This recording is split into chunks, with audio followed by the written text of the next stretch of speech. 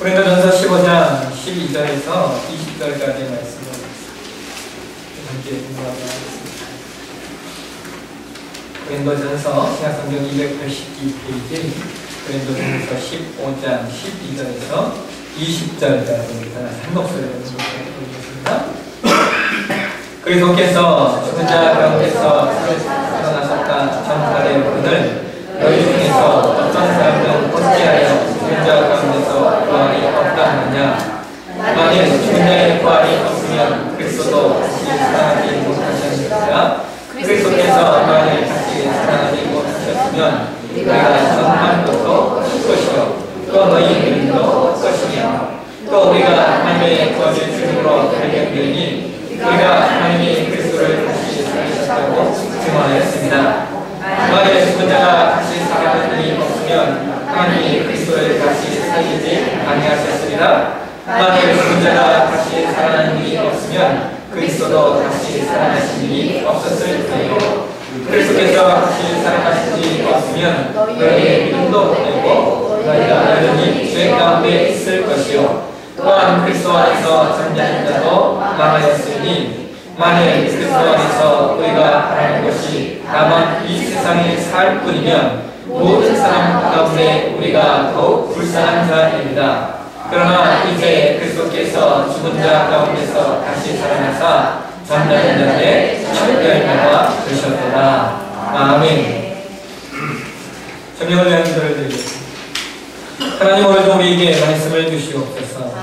이 부활의 아침에 부활의 영광된 말씀을 받길 소망합니다.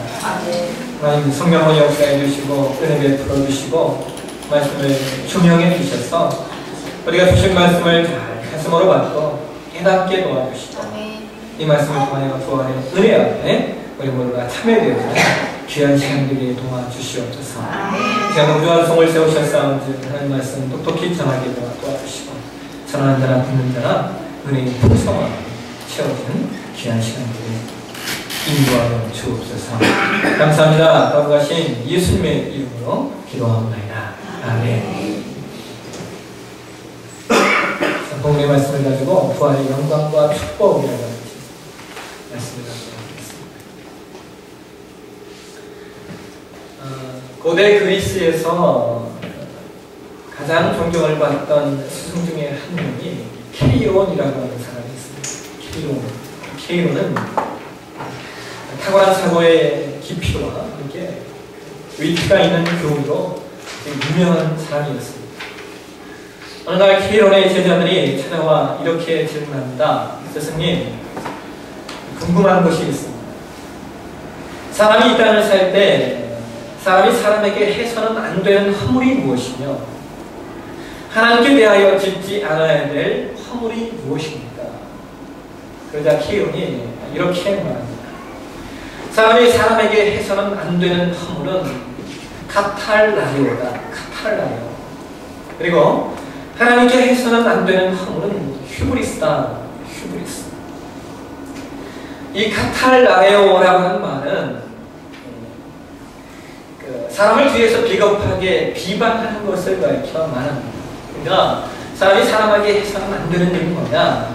뒤에서 비겁하게 그 사람을 비방하는 일들은 해서는 안 된다라고 합니다.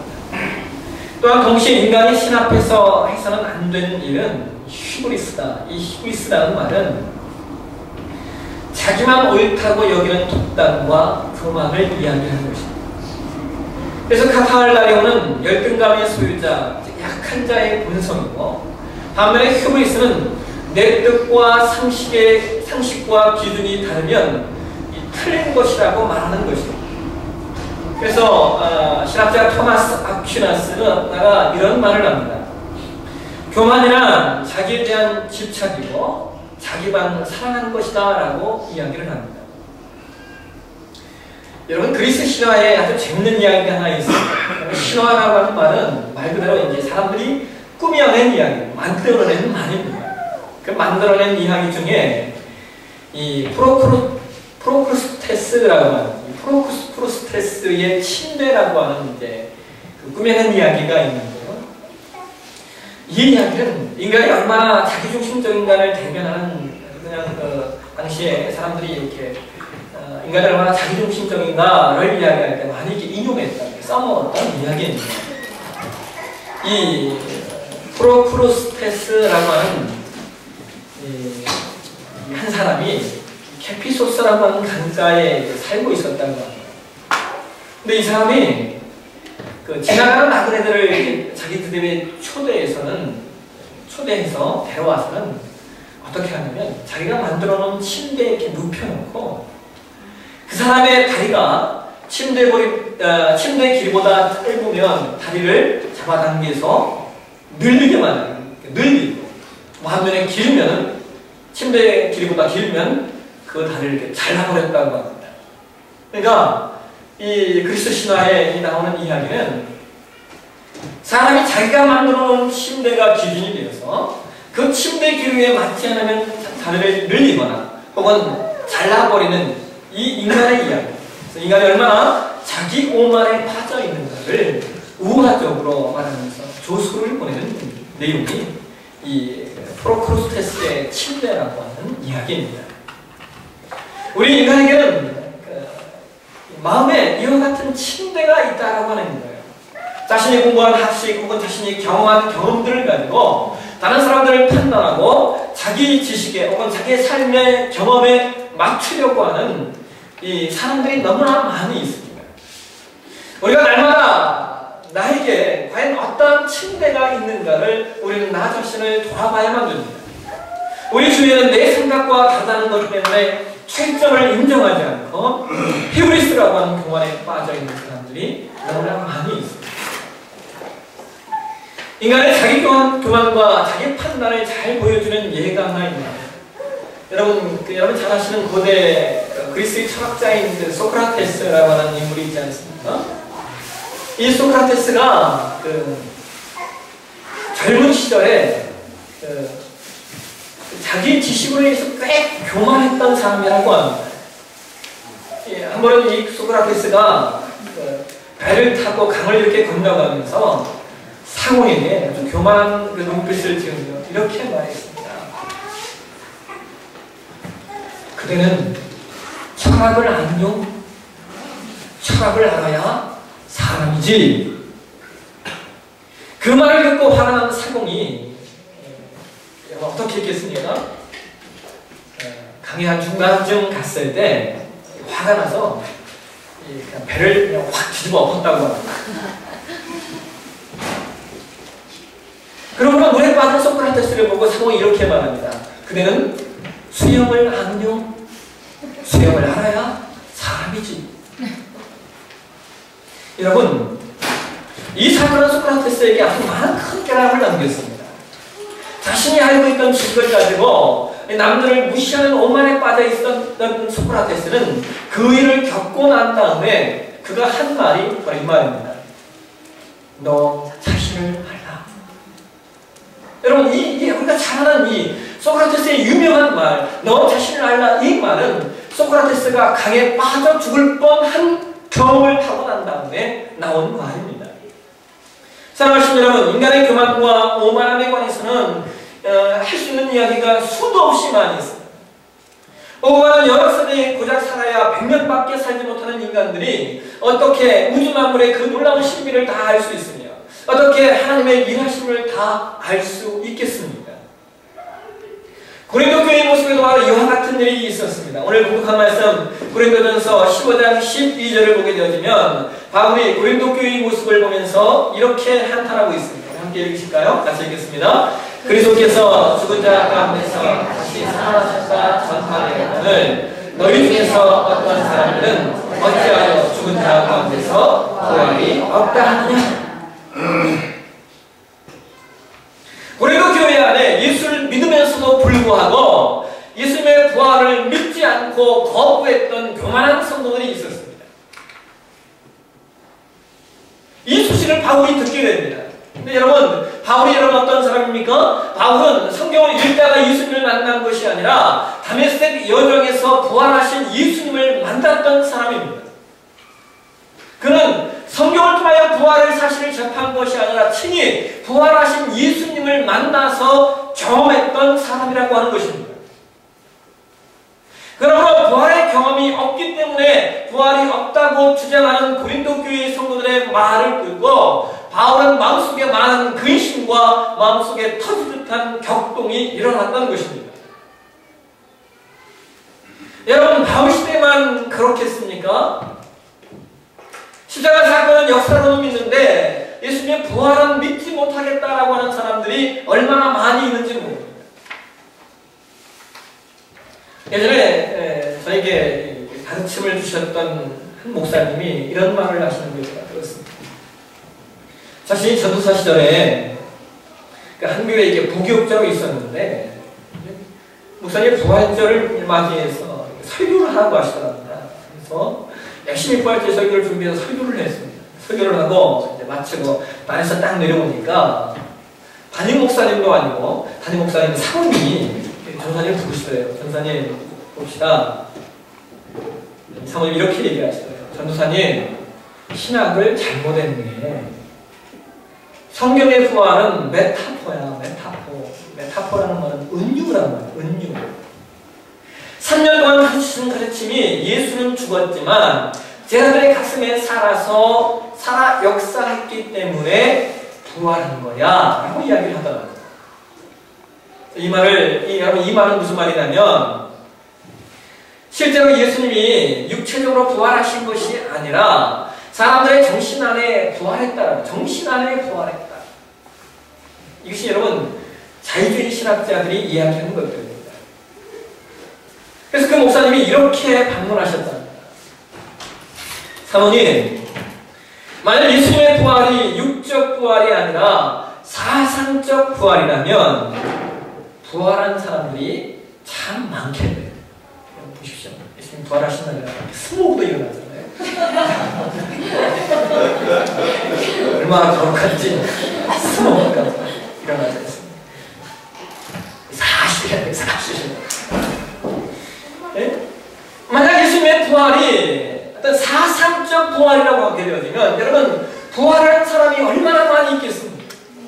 그죠? 공자도 부활했고 니체도 부활했고 칼막스도 그들의 사상이 여전히 남아 존재하니까 그들도 메시아겠네요? 이렇게 물어봤더니 그 사모님이 아무런 대꾸도 못하시더라는 겁니다. 여러분, 예수님의 부활은 실제 사건인데 자신의 침례의 기준에 따라서 그것을 정신부활로 생각하는 것은 지극한 오만이 아닐 수 없습니다. 예수님의 부활은 죽은 자가 실제 부활한 것이지 그의 사상이 아닙니다. 누가복음 24장에 보시면 예수님께서 십자가에 죽으시고 장사되셨을 때 마리아가 새벽에 향품을 가지고 예수님의 무덤으로 갔습니다. 유대인의 장례식은 그 죽은 시신을 씻긴 다음에 그 향품이나 향유를 바르고 세마포로 싸는 것이 관습인데 여러분 아리마대 요셉이 예수님의 시체를 장사 지내면서 이 상황이 다급해서 세마포로 싸긴 했지만 향품을 바르지는 못했던 것 같습니다. 그래서 마리아가 마음이 안타까워서 예수님의 시신에 향품을 바르기 위해서 안식일이 지나고 나서 그 저녁에 예수님의 무덤으로 갔습니다. 여러분, 우리의 시간 개념은 12시잖아요, 12시. 근데 하루의 기준이 12시의 개념인데 유대인들은 저녁이고 저녁 해 질 때 이게 이제 하루의 개념입니다. 그러니까 저녁 해가 지면 그 다음 날이면 그래서 이제 마리아가 안식일을 지킨 것이기 때문에 그 저녁에 예수님께 가는 겁니다. 무덤을 가서 봤더니 그 다음날 새벽에 이렇게 무덤가에 도착을 하는데요. 아까 영상에 보셨듯이 마리아가 무덤에 도착해서 보니까 돌이 무덤에서 굴러 옮겨져 있고 들어가면 예수님의 시체가 보이지 않는 겁니다. 이러하여 마리아가 근심에 쌓였을 때 찬란한 옷을 입은 두 사람이 이렇게 말합니다. 누가복음 24장 5절 6절 말씀 함께 보실까요? 우리 같이 한번 읽겠습니다. 시작. 여자들이 두려워 얼굴을 가리니 두 사람이 이르되 어찌하여 살아있는 자를 죽은 자 가운데서 찾느냐? 여기 계시지 않고 살아나셨느니라. 갈릴리에 계실 때 너희에게 어떻게 말씀하셨는지를 기억하라. 여러분, 이 말씀은 부활의 현재성 속성을 말하는 겁니다. 교회가 교회됨은 예수께서 여기 계시지 않고 다시 살아나셨다라고 하는 말씀에 기초가 됩니다. 그래서 고린도전서 15장에서 바울은 예수님의 부활을 고린도 교회 성도들에게 설명하면서 이렇게 증명하고 있습니다. 장사장마 되셨다가 게바에게 보이시고 12 제자에게와 그 후에 500의 형제에게 일시에 보이셨나니 그 중에 지금까지 대다수는 살아있고 어떤 사람은 잠들었으며 그 후에 야고보에게 보이셨으며 그 후에 모든 사도에게와 맨 나중에 만삭되지 못한 자, 나 같은 자에게도 보이셨다라고 바울은 이야기를 합니다.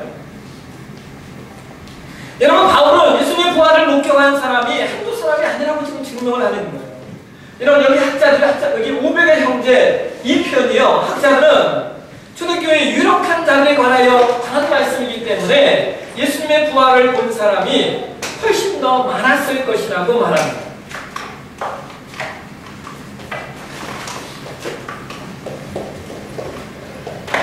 시간이 지나니까 가스가 차는 거예요. 예.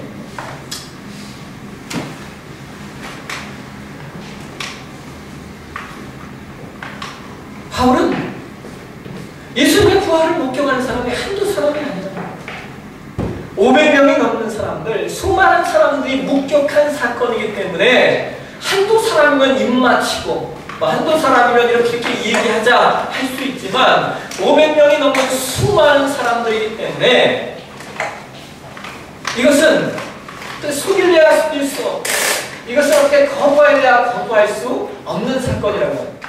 예수님의 부활이 우리에게 주는 두 가지 축복이 있어요. 예수님의 부활이 실제적인 사건이기 때문에 예수님의 부활이 오늘에 사는 저와 여러분들에게 주는 두 가지 영광과 축복이 있습니다. 첫째는 예수님의 부활은 우리에게 사망의 권세를 깨뜨리는 가장 강력한 권세입니다. 성경은 로마서 5장에서 이렇게 말씀하고 계세요. 그냥 보실까요? 로마서 5장 14절, 17절, 21절 우리 함께 같이 한번 읽겠습니다. 시작! 그러나 아담으로부터 모세까지 아담의 번제와 금지를 지키지 않는 데까지도 사망이 왕노릇하였으니 아담은 도식자의 무용이라 한 사람의 범죄로 말미암아 사망이 그 한 사람을 통하여 왕노릇하였으니 더욱 은혜와 의의 선물을 넘치게 받은 자는 한 분 예수 그리스도를 통하여 생명 안에서 왕노릇하리로다. 이는 죄가 사망 안에서 왕노릇한 것 같이 은혜도 또한 의로 말미암아 왕노릇하여 우리 주 예수 그리스도로 말미암아 영생에 이르게 하려 함이라. 아멘. 여러분, 이 부분은 이 땅에서 왕노릇하는 사망에 대해서 말씀하시는 겁니다. 오늘날 모든 인간은 죽음을 숙명으로 보고 있습니다. 그런데 사실 사망은 이 땅에서 왕이 아닌데 왕노릇하고 있는 겁니다. 우리는 사망을 당연히 거쳐야 될 과정이라고 여기지만 여러분, 원래 사망은 없던 것입니다. 없던 사망이 한 사람으로 말미암아 들어온 것입니다.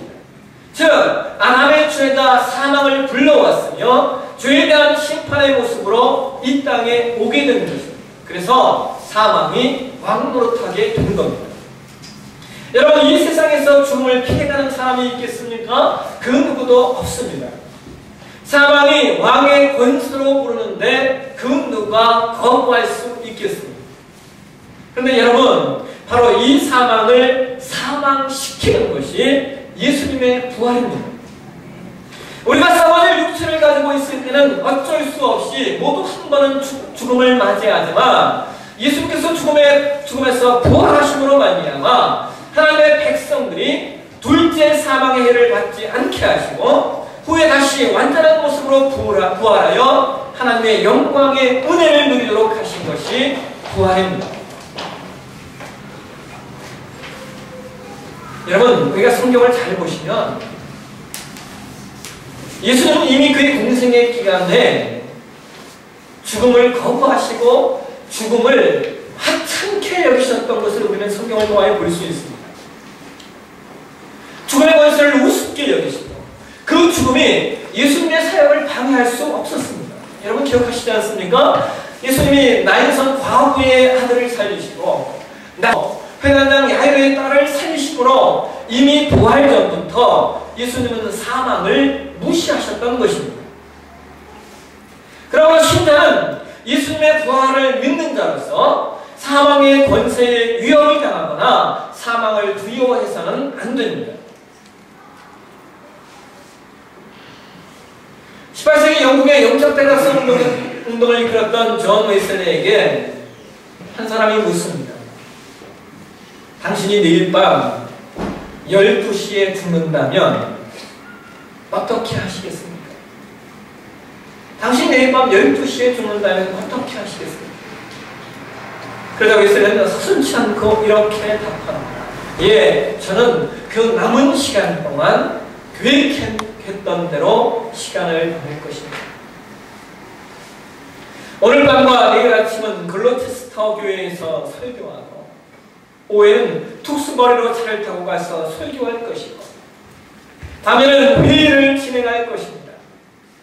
그리고 나는 나의 친구 마틴 집을 방문하여 그와 함께 즐거운 시간을 보낼 것이고 그런 후 10시엔 잠자리에 들 것이고 당신이 말했던 그 12시에 나는 영광 중에 다시 깰 것입니다. 하나님을 아는 백성들에게 사망은 위협이나 고통이 아니라 오히려 기쁨이요 영광입니다. 두 번째로 예수님의 부활은 우리의 현재적 삶에 힘과 능력을 줍니다. 오늘 본 고린도전서 15장 19절을 보시면 성경은 이렇게 말합니다. 보실까요? 15장 19절 같이 한번 읽겠습니다. 만일 그리스도 안에서 우리가 바라는 것이 다만 이 세상의 삶뿐이면 모든 사람 가운데 우리가 더욱 불쌍한 자입니다. 여러분 이 말씀은 인간의 삶이 단순히 이 세상의 것만이 아니라는 것입니다. 성경은 요한계시록 2장 11절에 이런 말씀을 하고 계십니다. 귀 있는 자는 성령이 교회들에게 하시는 말씀을 들을지어다 이기는 자는 둘째 사망의 해를 받지 아니하리라. 오늘 교회를 공격하는 사람들은 무슨 내세가 있냐고 말하면서 죽어봤냐고 묻습니다. 죽어봤냐고 물어요. 무슨 내세가 있냐? 죽어봤냐고 묻습니다. 그러나 여러분 이 말은 동시에요 죽어보지 않았기 때문에 하는 말입니다. 죽어보지 않았기 때문에 내세가 없다라고 이야기한다라고 하는 것이죠. 죽으면 끝이라고 이야기합니다. 여러분 기독교신앙은 죽어보지 않은 것을 이야기하는 것이 아니라 죽어본 것을 이야기합니다. 그것이 바로 예수님의 부활입니다. 성경은 오늘 보면 20절에 이렇게 말하는 거예요. 한번 읽겠습니다. 시작. 그러나 이제 그리스도께서 죽은 자 가운데서 다시 살아나사 잠자는 자들의 첫 열매가 되셨도다. 여러분 이 첫 열매라고 하는 거예요. 여러분 이 첫 열매가 저는 의미들이 있지 않습니다. 농사 짓는 사람들은 첫 열매, 첫 알갱이가 어떻게 맺히는가를 중요시해 여깁니다. 왜냐하면 첫 열매가 잘 맺히면 농사가 잘 될 확률이 높고 첫 알갱이가 잘 맺히지 않으면 농사가 잘 안 될 확률이 높기 때문입니다. 예수께서 죽은 자들의 첫 열매가 되셨다. 부활의 첫 열매가 되셨다. 이 말은 예수님 때문에 예수 안에 있는 모든 자들이 부활의 영광을 볼 것이다 라는 말씀입니다. 여러분 신자는 예수님의 부활을 통하여 우리의 부활도 약속받은 존재들입니다. 그래서 이 땅의 삶이 고난스럽고 혹 어려워도 우리는 그것이 다가 아님을 아셔야 합니다. 우리는 부활의 약속을 받았기에 부활의 영광과 축복을 누리게 될 것입니다. 하여 부활을 아는 자의 죽음과 모르는 자의 죽음은 확연히 다릅니다. 우리가 가져야 될 신앙의 구체적인 내용으로 우리는 창조신앙, 구원신앙, 부활신앙, 재림신앙의 내용들을 가지고 있습니다. 창조신앙과 구원신앙은 우리 삶에 깊은 하나님의 은혜를 제공한다면 부활신앙과 재림신앙은 우리의 삶에 큰 용기와 능력을 부여하는 신앙입니다. 왜냐하면 부활신앙은 죽음을 몰아내는 신앙이고 재림신앙은 새로운 삶을 말하는 신앙이기 때문입니다. 바울은 오늘 본문에서 강력한 어조로 말합니다. 이 땅에서의 것이 다라면 오히려 우리가 불쌍한 자라고 말합니다. 여러분, 이 땅에서의 것이 다가 아닙니다. 미국의 그 워싱턴주 상원 의원으로 있으면서 상원은 부의장으로 일하시는 분이 한국계입니다. 요즘 우리 한국 사람들이 막 뜨고 있잖아요. 그 유엔의 사무총장으로 되더니 요즘엔 뭐 월드뱅크 세계은행의 총재로 한국 사람이 이제 추천된 상태예요. 한국 사람들이 세계 각지에서 두각을 나타내고 있는 거. 지금 미국의 상원의원 그 부의장으로 일하시는 분이 신호범이라고 합니다. 신호범. 근데 이분이 여러분 4살 때 고아가 되었어요. 그 한국전쟁 당시에 여러분 그 미국의 그 하우스보이로 일하다가 레이폴이라고 하는 미국인에게 이분이 입양이 됩니다.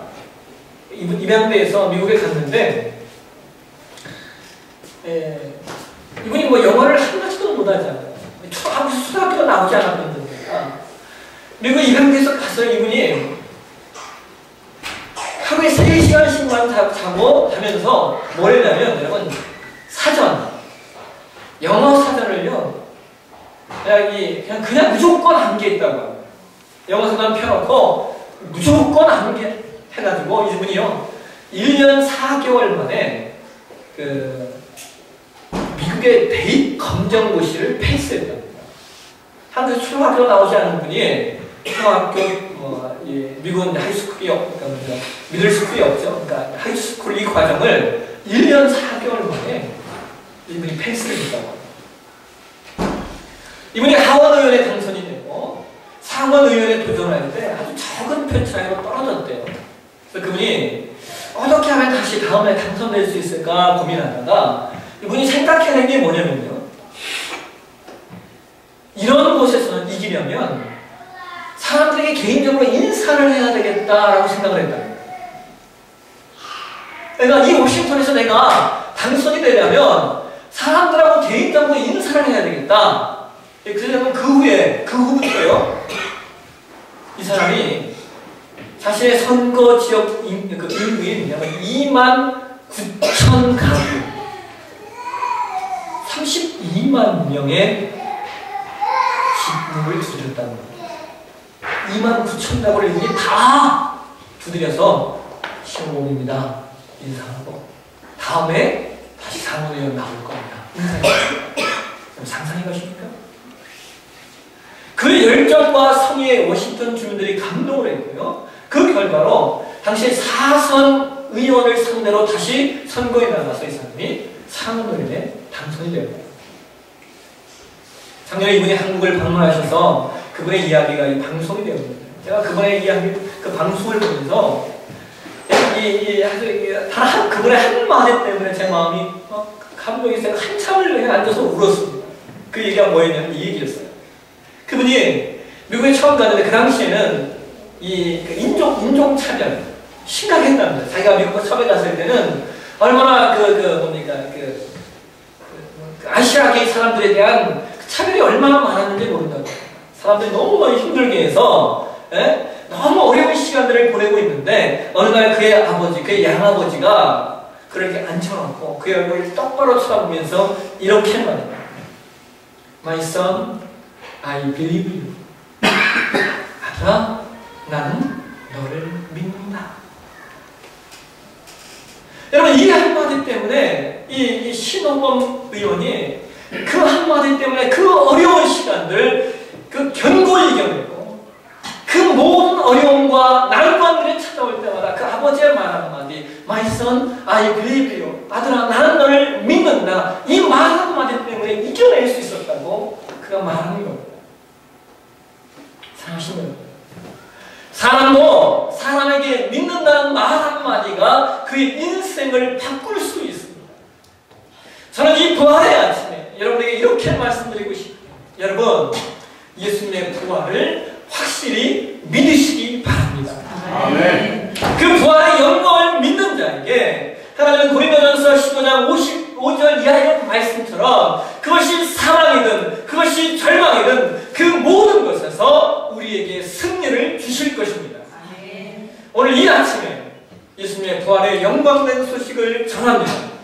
사망 권세를 깨뜨리시고 부활하신 예수님의 능력으로 말미암아 부활의 축복과 부활의 영광을 사는 저와 여러분이 되어 주시길 주의 이름으로 축원합니다.